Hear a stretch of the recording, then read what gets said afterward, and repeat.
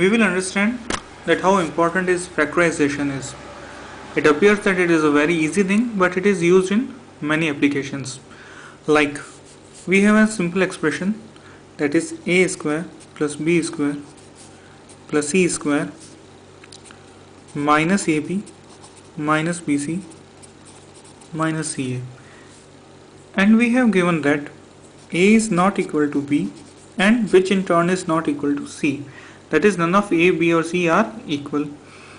So we have been given in the question that we need to find whether this given expression is greater than 0 or equal to 0 or less than 0. How to find this thing? What we will do, we will factorize it. How? We will multiply and divide this given expression by 2. So we are multiplying and dividing it. A square plus b square plus c square minus ab minus bc minus ca, that is equals to twice. That 2 will go inside and will multiply by each and every term. So that will be 2a square plus 2b square plus 2c square minus 2ab minus 2bc minus 2ca.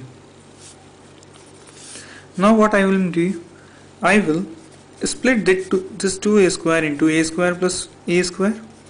2b square will be b square plus b square and 2c square will be c square plus c square, and I will keep the rest of the things as it is, that is minus 2ab minus 2bc and minus 2ca.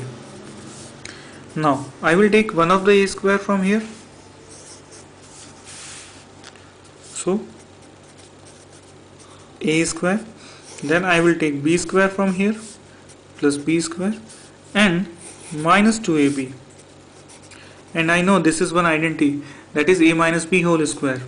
Then what I will take, this a square, this c square and minus 2ca. So I will be writing over here a square plus c square minus 2ac, that will be a minus c whole square, and now we are left with b square, c square and minus 2bc. So I am writing them b square plus c square minus 2bc. So factorizing it or making it into the identity, it will become a minus b whole square, then b minus c whole square, this complete expression, and the last one e minus c whole square. This is what we have obtained here. Now we know that a minus b is a perfect square because we are getting a minus b whole square. Then we have b minus c whole square, that is again a perfect square, and then we have a minus c whole square, which is again a perfect square.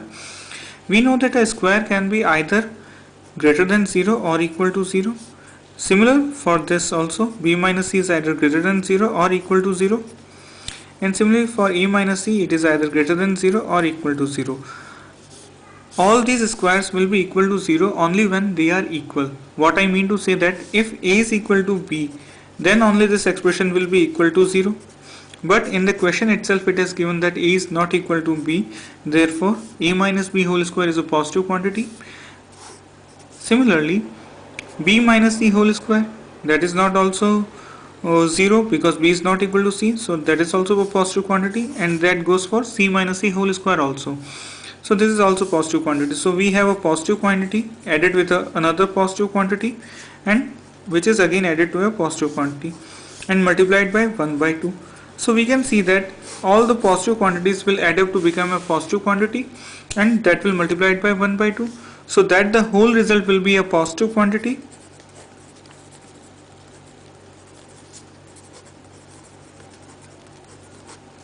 Thus we can say that a square plus b square plus c square minus ab minus bc minus ca can be factorized easily, and in factored form it is equals to half a minus b whole square plus b minus c whole square plus c minus a whole square, and which is a positive quantity. So this expression is always a positive quantity.